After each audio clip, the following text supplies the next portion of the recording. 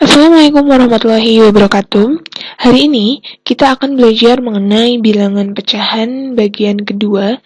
Ini untuk kelas 7 semester Gasal. Bilangan pecahan yang akan kita pelajari pada hari ini yaitu mengenai operasi pada bilangan pecahan. Yang pertama yaitu tentang penjumlahan dan pengurangan, yang kedua yaitu tentang perkalian, dan yang ketiga yaitu tentang pembagian. Mari kita masuk ke operasi penjumlahan dan pengurangan pada bilangan pecahan.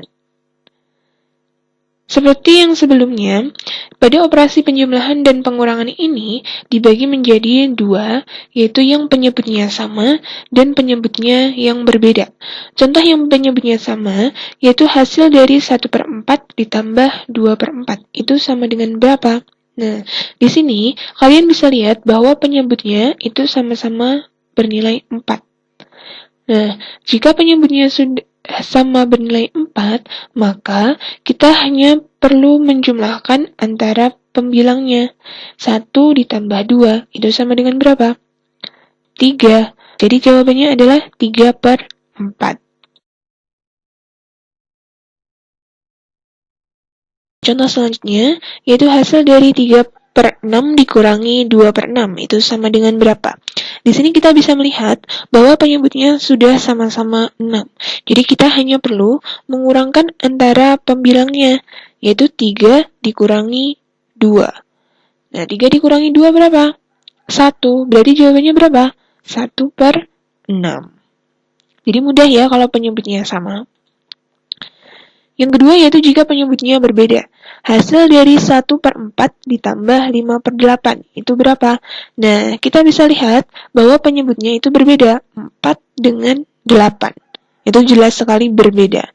Maka, langkah yang pertama untuk menyelesaikan soal penjumlahan atau pengurangan jika penyebutnya berbeda, yaitu kalian cari KPK penyebutnya terlebih dahulu. Berarti kalian cari KPK antara 4 dengan 8. Itu KPK-nya berapa? Kemudian setelah kalian mencari KPK-nya, kalian bisa menyamakan penyebutnya dengan KPK-nya yang sudah kalian temukan. Jadi kita cari KPK-nya terlebih dahulu. Untuk mencari KPK-nya, kalian bisa menggunakan pohon faktor atau menggunakan yang bersusun seperti ini. Nah, di sini KPK-nya adalah 2 kali 2 kali 2, sama dengan 8. Jadi, penyebut barunya nanti adalah 8. Berarti 4 kalikan berapa biar hasilnya 8? Jelas 4 kalikan 2. Jadi, jangan lupa yang atas juga harus dikalikan 2. Kemudian yang 8. 8 kalikan berapa biar hasilnya 8? Pastinya kalikan 1. Atasnya juga kalikan 1. Jadi hasilnya adalah 1 kali 2, 2. 5 kali 1, 5/8. Berarti 2 ditambah 5 sama dengan 7. 7/8. Jadi hasil dari 1/4 ditambah 5/8 adalah 7/8. Kemudian contoh yang kedua, yaitu hasil dari 1/2 dikurangi 1/4 dikurangi 2/3. Itu sama dengan berapa? Di sini kalian juga bisa melihat bahwa penyebutnya ini berbeda semua. 2, 4, 3. Seperti yang sebelumnya, berarti kita harus mencari KPK penyebutnya terlebih dahulu, yaitu 2, 4, dan 3. Kita cari KPK-nya terlebih dahulu. Di sini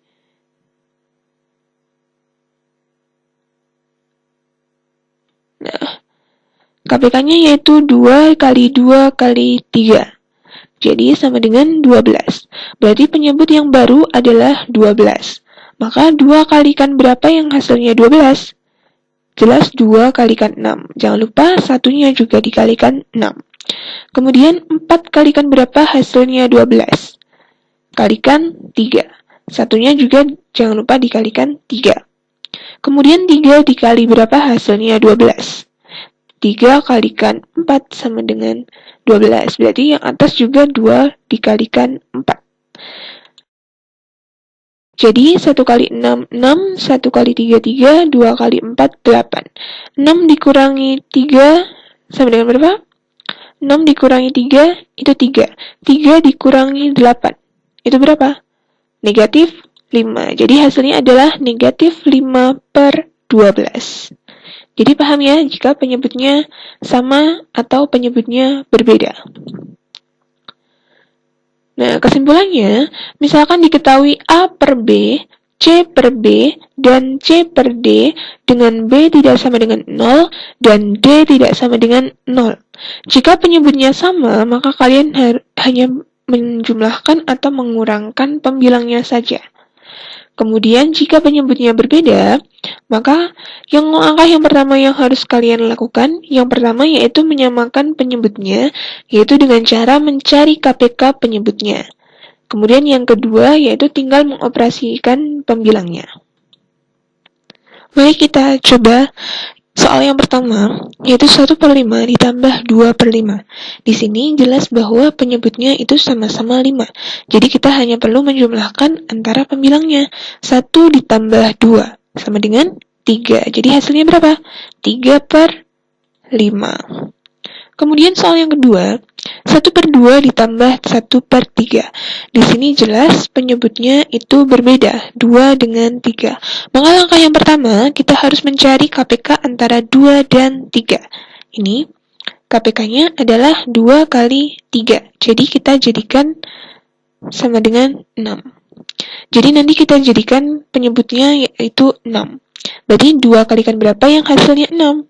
2 kalikan 3. Jangan lupa satunya juga harus dikalikan 3. Kemudian 3 kalikan berapa hasilnya? 6. 3 kalikan 2. Berarti satunya juga jangan lupa harus dikalikan 2. Berarti 1 kali 3 itu 3. 1 kali 2 itu 2. Berarti 3 ditambah 2 sama dengan 5 per 6. Kemudian soal yang ketiga, yaitu 4 per 7 dikurangi 2 per 7. Ini penyebutnya sama atau berbeda? Jelas sama, sama-sama 7. Berarti kita hanya perlu mengurangkan antara 4 dengan 2.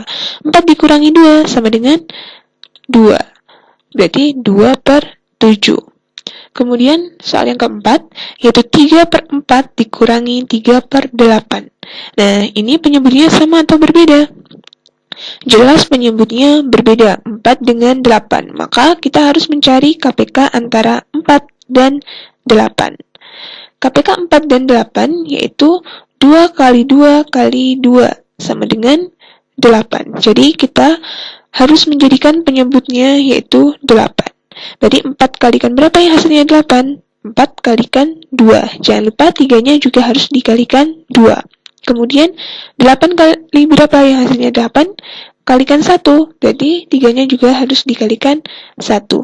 3 kali 2 itu 6, 3 kali 1 itu 3. Maka 6 dikurangi 3 sama dengan 3. Jadi hasilnya adalah 3 per 8. Kemudian masuk ke pembahasan yang kedua, yaitu tentang operasi perkalian pada bilangan pecahan. Nah, jika pada operasi perkalian ini tidak dibedakan antara penyebutnya sama atau penyebutnya berbeda. Misalkan, hasil dari 2 per 3 dikali 3 per 4. Itu sama dengan berapa? Nah, kita hanya perlu mengalihkan antara pembilang dengan pembilang dan penyebut dengan penyebut.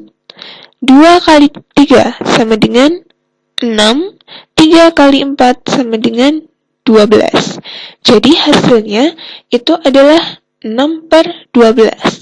Tapi di sini masih bisa disederhanakan 6 per 12. Kalau disederhanakan jadi berapa? 1 per 2. Kita bagi 6. Pembilangnya bagi 6, 12 penyebutnya bagi 6. Jadi 6 bagi 6 1, 12 bagi 6 2. Jadi hasil yang paling sederhana dari 2 per 3 dikali 3 per 4 itu adalah 1 per 2. Jadi mudah ya untuk perkalian, tinggal dikalikan antara pembilang dengan pembilang, penyebut dengan penyebut. Contoh yang kedua yaitu hasil dari 5 per 8 dikali 4 per 7. Nah, 5 per 8 dikali 4 per 7. Berarti kita kalikan 5 dengan 4, 8 dengan 7.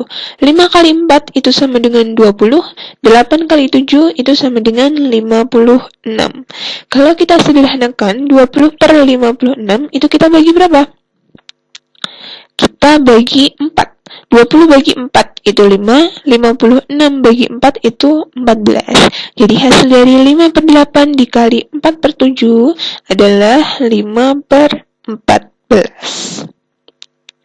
Jadi mudah sekali untuk operasi perkalian pada bilangan pecahan.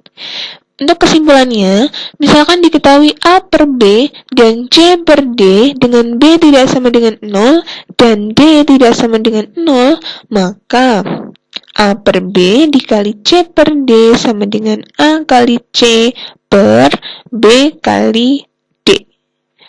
Jadi ingat, kalau perkalian pada bilangan pecahan itu pembilang kali pembilang, penyebut kali penyebut.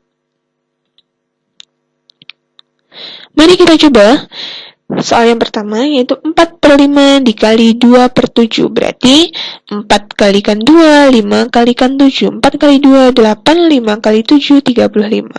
Mudah ya? Soal yang kedua, 1 per 9 dikali 3 per 4. Berarti 1 kali 3, 9 kali 4. Berarti 3 per 36. Kalau disederhanakan, kita bagi berapa? Kita bagi 3. 3 bagi 3, 1. 36 bagi 3. 12, berarti 1 per 12.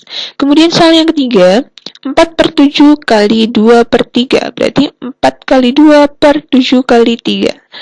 4 kali 2, 8, 7 kali 3, 21. Ini sudah ya. Kemudian yang keempat, 3 per 4 dikali 5 per 8, berarti 3 kali 5 per 4 kali 8, berapa 3 kali 5? 15, 4 kali 8, 32. Jadi sangat mudah ya untuk perkalian pada bilangan pecahan. Kemudian kita masuk pada operasi pembagian pada bilangan pecahan.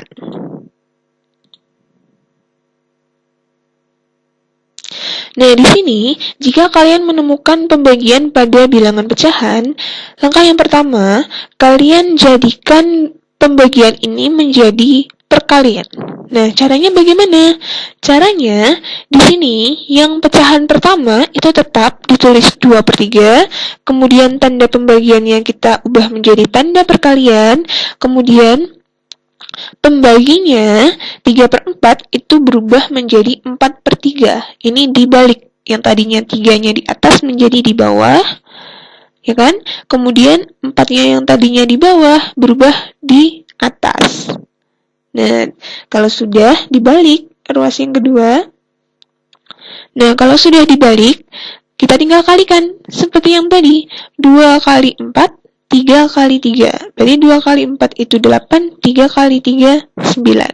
Jadi hasil dari 2 per 3 dibagi 3 per 4 itu sama dengan 8 per 9. Jadi bedanya kalau di pembagian adalah pembaginya itu kita ubah, kita balik. 3 per 4 berubah jadi 4 per 3. Itu kalian harus ingat. Kemudian hasil dari 5 per 8 dibagi 4 per 7. Seperti sebelumnya, berarti yang pertama itu tetap, kemudian pembagiannya berubah menjadi perkalian.